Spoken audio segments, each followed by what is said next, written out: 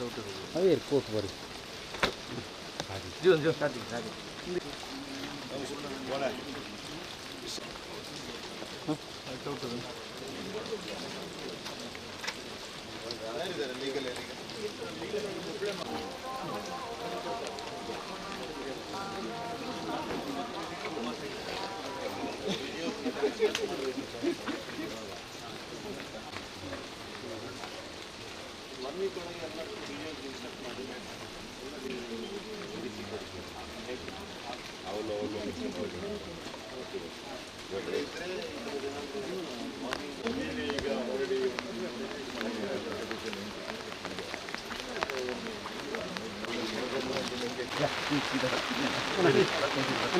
Bag ಎಡದಿನ ಬರಲ್ಲ ಬಾರಿಗೆ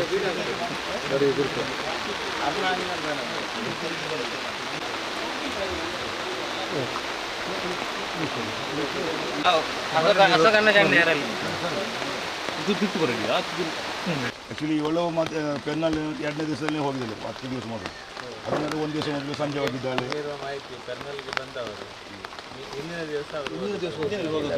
ಆ ಥರ ರಾತ್ರಿ ಫ್ಯಾಮಿಲಿ ಇದ್ದವರು ಅವ್ರದ್ದು ಪಾರ್ಟಿ ಆಗಿದೆ, ಫ್ಯಾಮಿಲಿ ಅವ್ರದ್ದು ಈ ಥರ ಎಲ್ಲ ಕೊಟ್ಟಿದ್ದಾರೆ.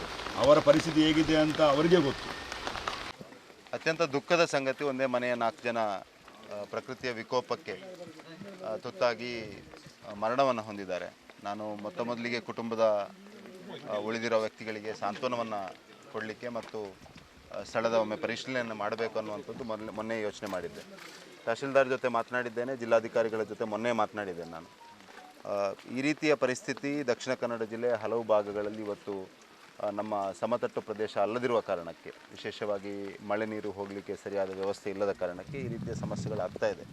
ಅದಕ್ಕೆ ನಾನು ತಹಶೀಲ್ದಾರ್ ಮತ್ತು ಜಿಲ್ಲಾಧಿಕಾರಿ ಇಬ್ಬರಿಗೂ ಸೂಚನೆಯನ್ನು ಕೊಟ್ಟಿದ್ದೇನೆ. ಆದಷ್ಟು ಶೀಘ್ರ ಒಂದು ಸರ್ವೆಯನ್ನು ಮಾಡಬೇಕು. ಈ ರೀತಿ ಒಂದು ಕಷ್ಟದ ಪರಿಸ್ಥಿತಿಯಲ್ಲಿರುವಂಥ ಪ್ರಕೃತಿ ವಿಕೋಪಕ್ಕೆ ತುತ್ತಾಗಬಲ್ಲಂಥ ಒಂದು ಸ್ಥಳಗಳನ್ನು ಐಡೆಂಟಿಫೈ ಮಾಡಿ ಆ ವ್ಯಕ್ತಿಗಳಿಗೆ ಈ ರೀತಿಯ ಹೈ ಅಲರ್ಟ್ ಬರುವಂಥ ಸಂದರ್ಭದಲ್ಲಿ, ಮಳೆ ಹೆಚ್ಚಾಗಿರುವಂಥ ಸಂದರ್ಭದಲ್ಲಿ ಅವರನ್ನು ಸೂಕ್ತ ಸ್ಥಳಕ್ಕೆ, ಸೇಫ್ ಝೋನ್ಗೆ ಕೊಂಡೋಗುವಂಥ ಕೆಲಸಗಳನ್ನು ಕೂಡ ಮಾಡಬೇಕು. ಹಾಗಾಗಿ ಮಳೆ ಪ್ರಾರಂಭ ಆಗಿದೆ. ಮಳೆ ಮೊದಲೇ ಜಿಲ್ಲಾಧಿಕಾರಿಗಳಿಗೆ ನಾನು ಹೇಳಿದ್ದೆ ಈ ರೀತಿಯ ಕೆಲಸಗಳನ್ನು ಮಾಡಬೇಕು ಅನ್ನುವಂಥದ್ದನ್ನು. ಅದನ್ನು ಶೀಘ್ರದಲ್ಲಿ ಮಾಡಬೇಕು ಅನ್ನೋಂಥ ಸೂಚನೆಯನ್ನು ಕೂಡ ಕೊಟ್ಟಿದ್ದೇನೆ. ಮತ್ತು ಈ ಪ್ರಕೃತಿ ವಿಕೋಪಕ್ಕೆ ತುತ್ತಾದವರಿಗೆ ಸರ್ಕಾರದ ಕಡೆಯಿಂದ, ರಾಜ್ಯ ಸರ್ಕಾರದ ಕಡೆಯಿಂದ ಪರಿಹಾರವನ್ನು ಆದಷ್ಟು ಶೀಘ್ರ ಕೊಡಬೇಕು ಅನ್ನುವಂಥ ಒತ್ತಾಯವನ್ನು ಕೂಡ ಮಾಡ್ತಾ ಇದ್ದೇನೆ. ಮತ್ತು ಈ ಸಂಬಂಧ ಜಿಲ್ಲಾ ಉಸ್ತುವಾರಿ ಸಚಿವರು ಮತ್ತು ಜಿಲ್ಲಾಧಿಕಾರಿಗಳ ಜೊತೆ ನಾನು ಮಾತನಾಡ್ತೇನೆ. ಆದಷ್ಟು ಶೀಘ್ರ ಈ ಮನೆಗೆ ಸಾಂತ್ವನ ಕೊಡುವಂಥ ಕೆಲಸ ನಮ್ಮ ಕೈಯಿಂದ ಆದಂಥ ಸರ್ಕಾರದ ಕಡೆಯಿಂದ ಆಗುವಂಥ ಪರಿಹಾರವನ್ನು ಕೂಡ ಶೀಘ್ರದಲ್ಲಿ ಕೊಟ್ಟು ಆ ಕುಟುಂಬಕ್ಕೆ ಒಂದು ಶಕ್ತಿ ತುಂಬುವ ಕೆಲಸವನ್ನು ರಾಜ್ಯ ಸರ್ಕಾರ ಮಾಡಬೇಕು ಅನ್ನೋಂಥ ಒತ್ತಾಯವನ್ನು ಮಾಡ್ತಾ ಇದ್ದೇನೆ.